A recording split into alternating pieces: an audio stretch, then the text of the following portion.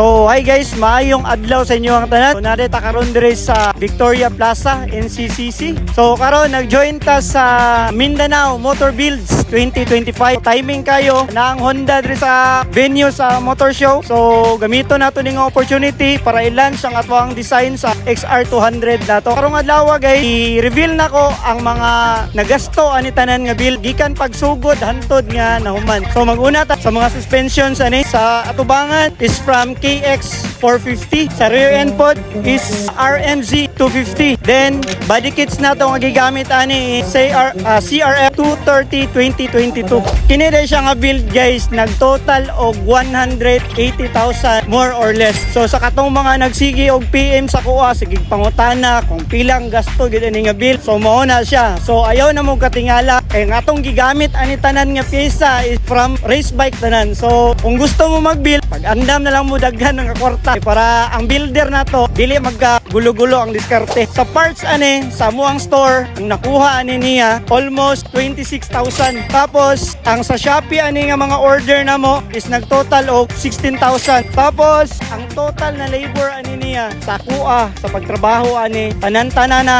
kini siya ang labor ani is 58,000. So apil na pod ang overhaul ani. So matingala mo guys ganong niabot o 58,000 ang labor ani. So isa-isahon ako ang trabaho ani. Una, ang pagtaod sa telescopic ana, hindi na siya mataod dira, wala na siya machine works. So nanay mga conversion works dira. Tapos machine works pod sa pag-sit up ani dire. Dili basta-basta mag-sit up og suspension samot na sa mga race bike. Ikatulo, ang ato ang mga parts dili ni siya brand new. Kuha pa ni siyang gipang-restore bago ni siya napurma og mga inani. Tapos ang muno ani naasay problema. So ako po nang gipangitaag pamaagi. Tapos mga conversion sa brake system ani. So nakita ninyo mga brake system ani is mura nag brand new. Ikalima ato ang mga footrest ani gipang-usab na nato tanan. Naka-attack mode na ni siya. Tapos mga conversion ani sa pipe work. So kining pipe ani is naani sa kuha ni siya 150. Gitaod nako sa XR200, airbox fabrication, conversion sa mga pangilalom ani, full aluminum. Tapos gimuan pagid nako ni siya og ram air. So nakita naman ninyo sa post na to, nani siya ram air nga fully functional. Tapos kini pa lingkuranan. So ang atong lingkuranan guys, fiber ni siya. So walay problema ni siya, dili ni malata. Tapos matakir pud ni siya.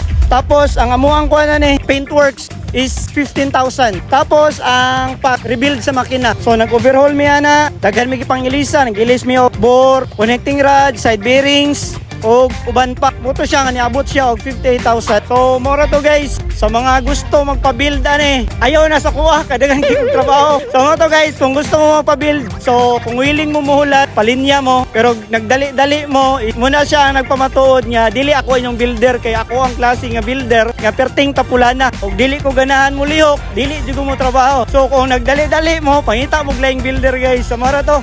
Daghang salamat.